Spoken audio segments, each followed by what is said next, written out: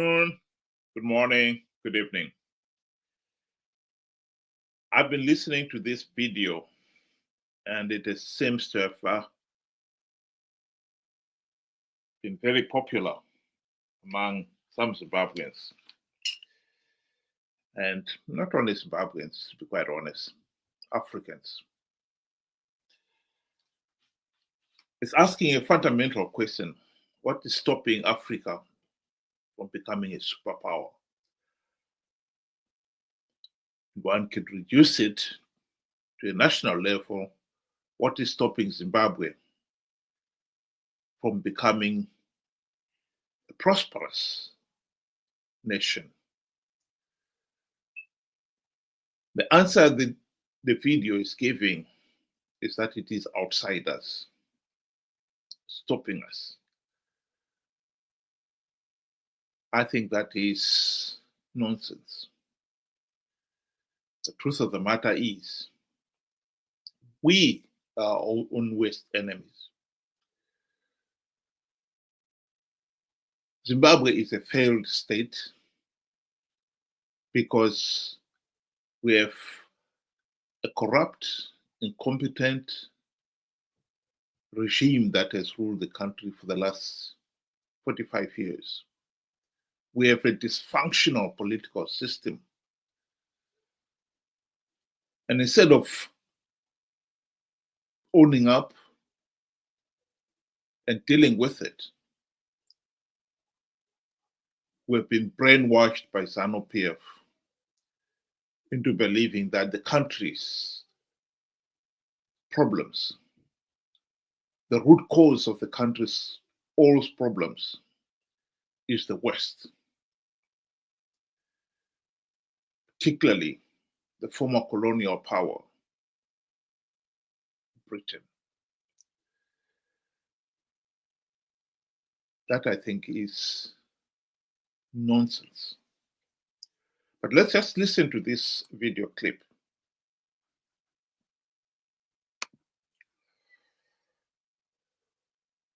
If you wanted to stop Africa from becoming a superpower, you wouldn't have to invent a new strategy. The blueprint has already been written, tested, and perfected over centuries. You'd start by making sure Africa never unites. The easiest way to do that is by keeping people divided along ethnic, tribal, and religious lines. If they ever start working together, remind them of past grievances. Stoke old wounds, fund separatist movements, keep border disputes unresolved. Make sure every time they take one step forward, they take 2 steps back because they're too busy fighting each other. You'd install leaders who serve foreign interests, not their people. Find the most corrupt, the most easily manipulated, the ones who crave wealth and status more than progress. Offer them power in exchange for loyalty. If a leader rises who actually cares about Africa, get rid of them. Assassinate them if necessary. But if that's too messy, just destabilize their government and back a coup. If they talk about nationalizing resources, make an example out of them. If they try to unite Africa, take them out before the idea spreads. You'd keep Africa economically weak by making sure it never industrializes. Let them export raw materials, but never process them themselves. Control the mines, the oil fields, the rare earth minerals. Keep them selling cheap and buying expensive. If a country tries to break free and build its own industries, sabotage it. Place sanctions, destabilize its currency, fund local opposition, crash its economy. If that doesn't work, orchestrate a civil war. People can't build when they're too busy trying to survive. You'd make sure their education system produces workers, not innovators. I think we can go on and on about it. But the core argument there is that it is outsiders who are causing that.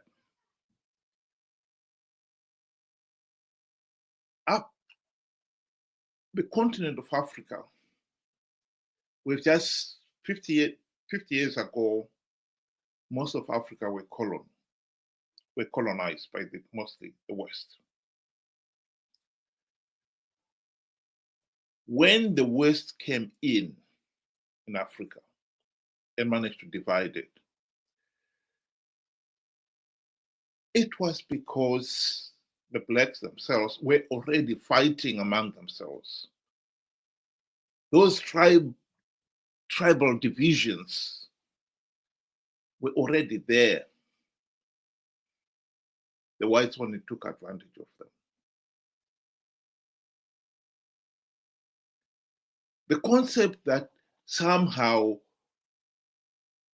the West, particularly,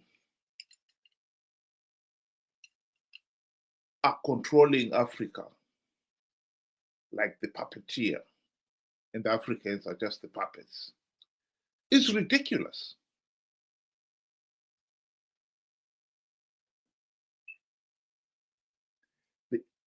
Look at a country like Botswana and South Africa, our neighbors.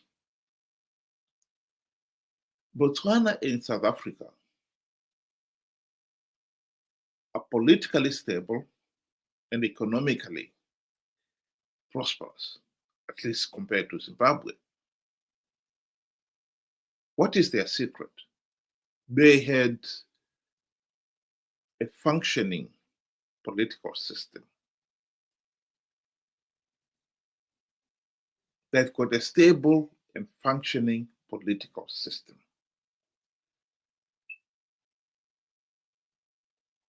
Ever since South Africa and Botswana gained their independence, they have had free, fair, and credible elections.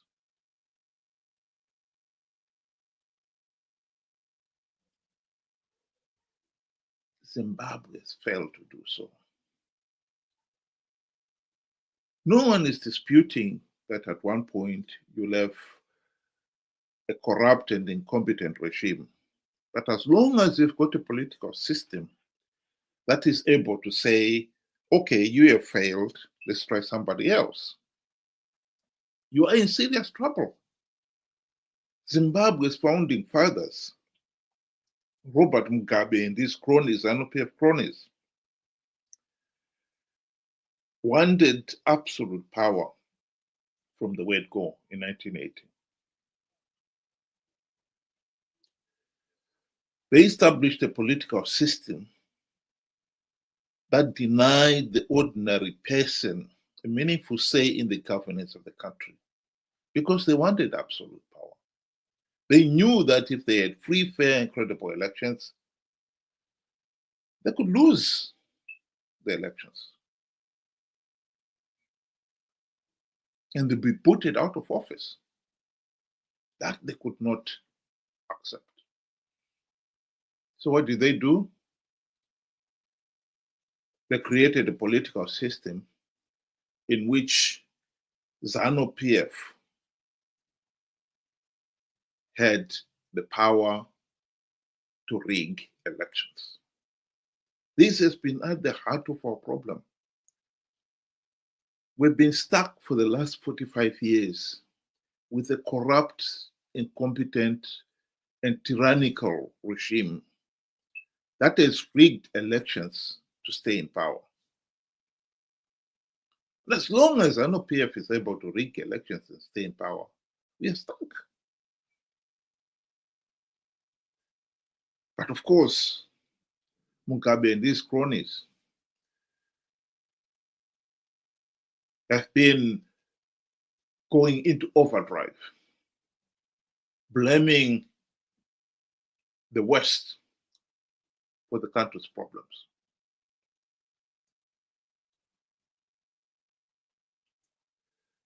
Outsiders, notably China and Russia,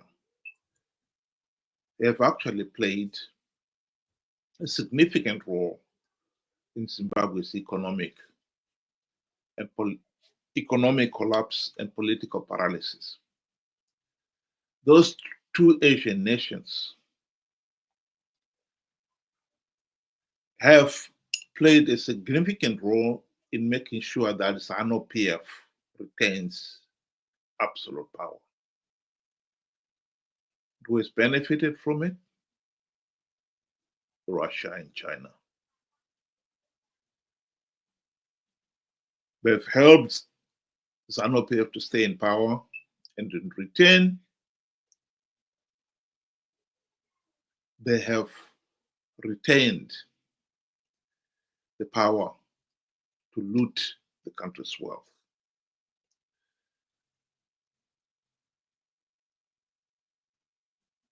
Why are we blaming the West? Beggars belief.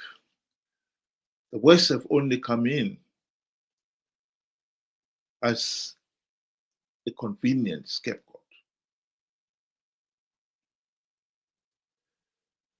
Unfortunately, some of our ordinary people have been gullible enough to believe those lies.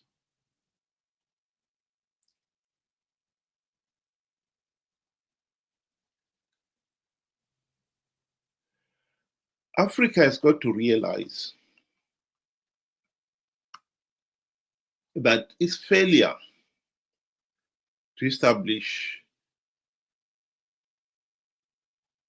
a functional political system, and we don't have to reinvent the wheel here.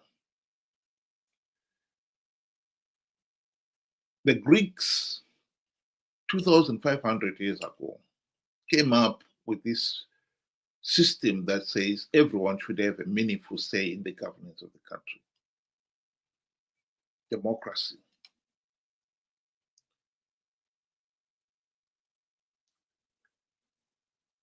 And the whole idea that somehow democracy does not work in Africa is a nonsense. We are just as much human beings as anybody else.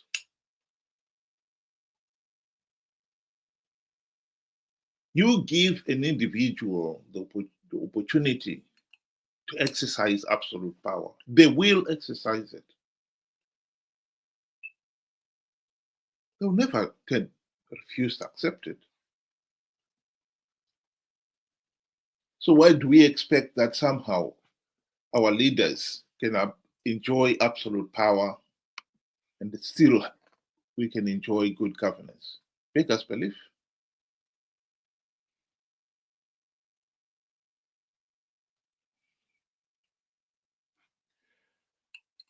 Africa has got to focus on establishing healthy and functioning political system. Call it whatever you like. But the idea that you can have a dictatorship and still enjoy economic prosperity is a nonsense.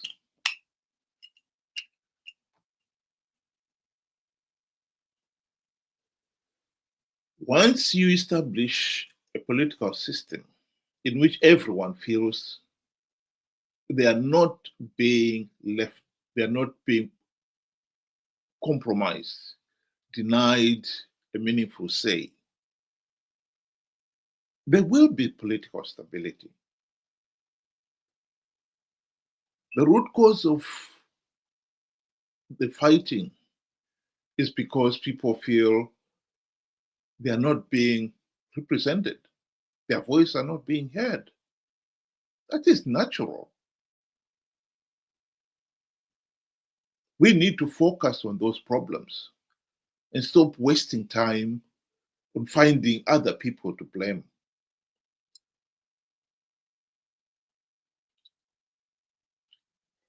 I think if you can make each individual country function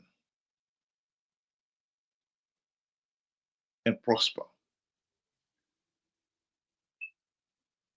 then you can start working on the region.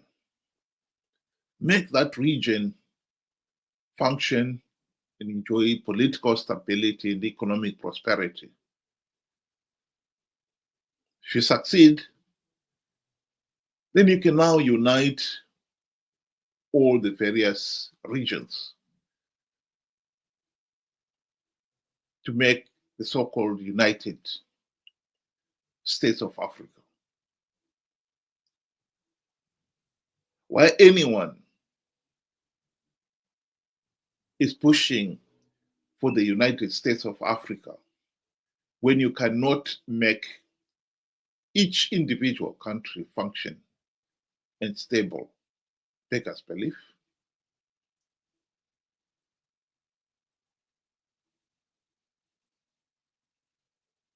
Having the European Union has been easy with those Western European countries which had enjoyed political stability and economic prosperity for generations. Adding on countries further east has not been easy. There are teething problems in the European Union right now because they cannot get countries like Hungary to work in tandem with the rest of the Western countries.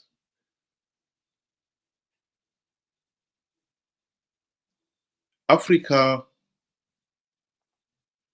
is even more chaotic than countries like Hungary. And the idea that somehow we can overlook that and have a successful United States of Africa is naive, ridiculous.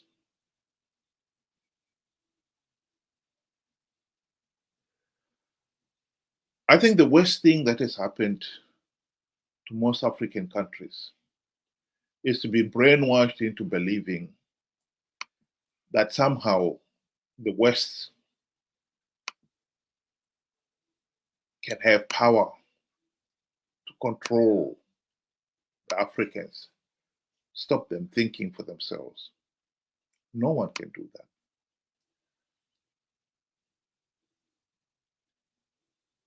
No one can do that. As much as outsiders have enslaved Africans, killed them in their millions, no other human being has been able to control or stop another human being thinking for themselves. Attributing those powers to outsiders is actually the worst brainwashing that has been inflicted on Africans.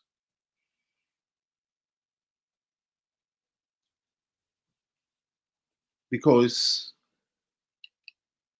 it has allowed those Africans to think that those outsiders are demigods and they are mere mortals.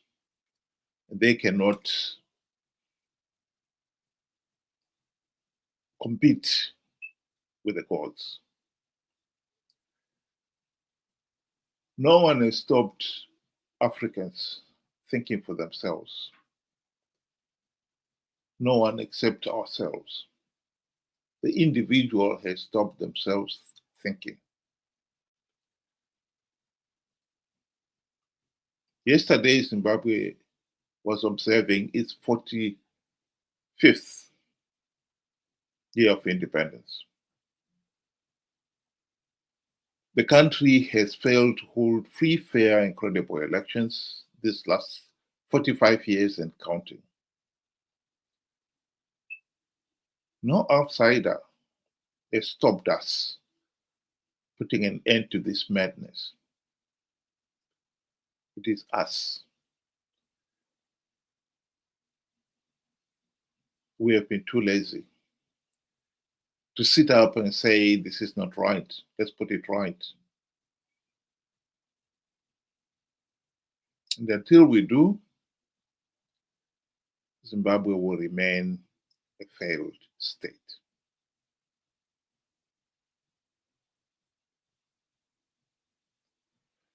Thank you very much.